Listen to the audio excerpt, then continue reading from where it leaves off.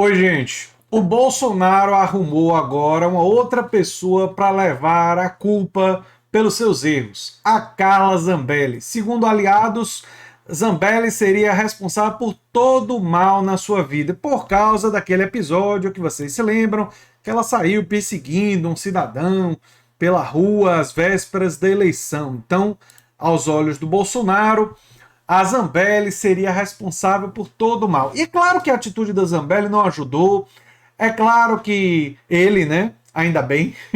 É claro que a atitude dela contribuiu para as pessoas perceberem o bolsonarismo pelo que é, né? Assim como a máscara ajudou a cair com a invasão recente ao Congresso, né?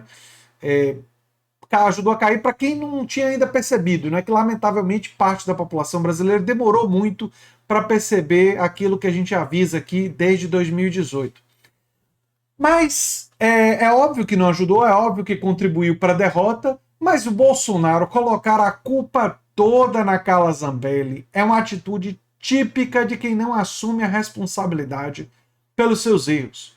Bolsonaro, a Zambelli é realmente parte do fardo que vocês, bolsonaristas, têm que carregar, né, por ter submetido os brasileiros a Carla Zambelli.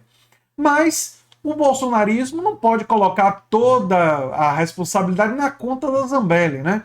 A Zambelli, por exemplo, não obrigou o Bolsonaro a misturar vacina com AIDS. A Zambelli não obrigou o Bolsonaro a ter sido negacionista, a ter sido contra a vacinação infantil, a ter sido contra o uso de máscara, não é? A Zambelli não fez você, Bolsonaro, dizer, e daí? Não sou coveiro. A Zambelli não transformou você, Bolsonaro, em um defensor da democracia. Então a Zambelli é terrível,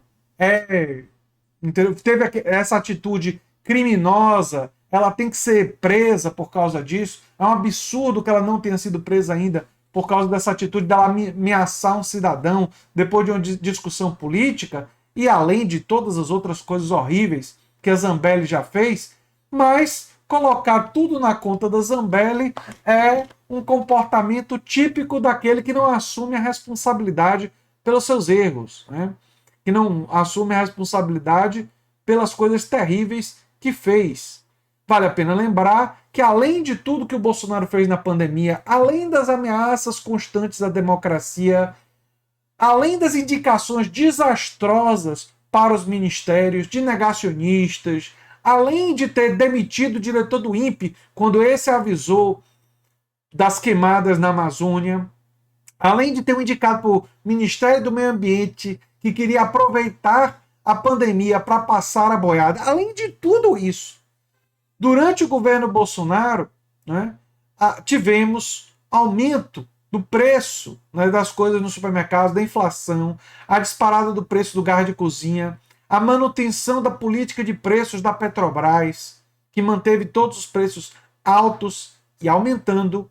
Tivemos o rombo de mais de 400 bilhões de reais, PECs eleitoreiras sendo aprovadas, que até surtiram um certo efeito e tornaram uma eleição que seria muito mais folgada para o Lula em uma eleição muito mais apertada por causa dessas medidas absurdas, né? Então, Bolsonaro, eu entendo que você queira arrumar alguém para responsabilizar, né? É típico do bolsonarismo encontrar um bode expiatório, alguém para você colocar todas as culpas. Não, a culpa é da Zambelli, né? O que a Zambelli fez, sem sombra de dúvidas, prejudicou, fortaleceu a imagem do bolsonarismo como um extremismo violento, antidemocrático, o que é uma descrição precisa e correta do que é o bolsonarismo, né? Mas não foi só por causa da Zambelli que você perdeu, Bolsonaro, e não é por causa da Zambelli apenas que tem muitos processos para você, Bolsonaro, voltar para o Brasil e responder. E já está passando da hora da extradição acontecer. Já tem alguns deputados, congressistas nos Estados Unidos pedindo a extradição do Bolsonaro. Ele já está incluído nas investigações dos atos antidemocráticos, o que é absolutamente correto, porque se tem uma pessoa que estimulou os atos antidemocráticos foi o Bolsonaro, né? Então está passando da hora deles voltar para o Brasil e responder, né? E é engraçado que toda vez que tem uma investigação sobre ele e a situação fica ruim para ele, ele vai parar no hospital, né? Isso levanta algumas dúvidas, mas enfim. Mas eu acho sintomático sintomática a incapacidade do Bolsonaro de assumir a responsabilidade pelos seus equívocos, pelas coisas monstruosas que fez. Isso, essa incapacidade, essa vontade de botar a culpa no outro, que tem muita culpa no cartório, mas não pode levar a culpa toda dos males do Bolsonaro, demonstra muito da falta de caráter típica do bolsonarismo e de seus aliados, né? Que esse discurso de culpar a Zambelli vem do Bolsonaro e de vários dos aliados do bolsonarismo que estão querendo encontrar na Zambelli o bode expiatório do lado deles, né? Aquela pessoa a quem responsabilizar pela derrota. Enfim, eu quero lembrar a vocês que eu vou fazer uma live hoje às 18 horas no Folha Democrática TV. Torço para que vocês venham assistir, né? A gente vai conversar sobre esses e vários outros assuntos, como por que os Estados Unidos, que sempre apoiou golpes, está tão assim defensor da democracia no momento atual.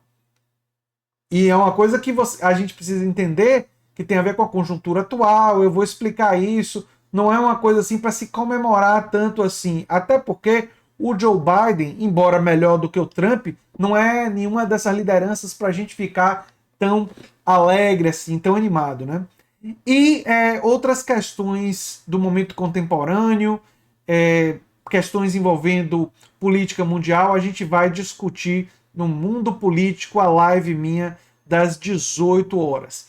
Quero lembrar vocês também do curso Literatura e Política, que eu estou fazendo, né? Vou fazer em março com o Fernando Drummond, escritor de sucesso, de best-sellers, né?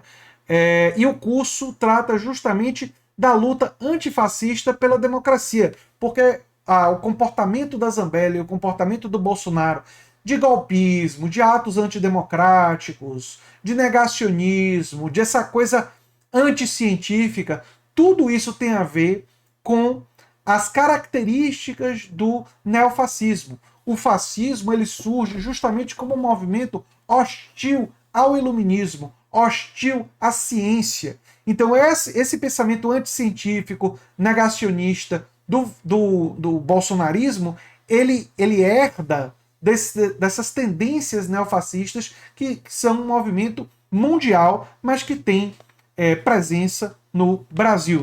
Não à toa tem lá nos Estados Unidos o Steve Bannon, né, que ajudou a popularizar esse movimento de extrema-direita lá nos Estados Unidos, e tem uma coordenação mundial para esse movimento de extrema-direita, e a importância de fazer e de divulgar o curso, porque o curso dá ferramentas à militância para enfrentar o neofascismo. Então torço muito que vocês se inscrevam no curso e divulguem o curso em suas redes. Eu agradeceria muito se vocês pudessem fazer isso.